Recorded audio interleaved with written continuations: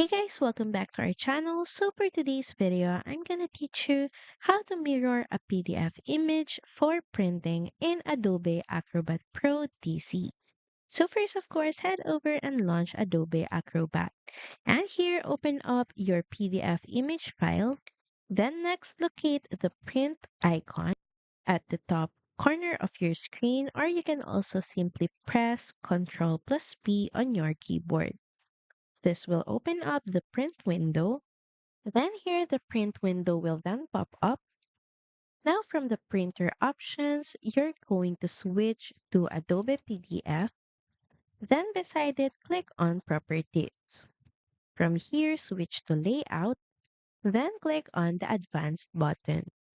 Now from here, look for Postscript options. Then double click on it. And here you can see the mirrored output setting.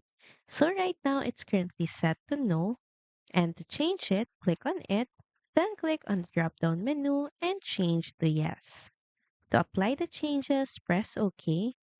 Once again, OK. Then here, before you proceed with printing, make sure that all the settings and modifications have already been applied. Then click on the print button.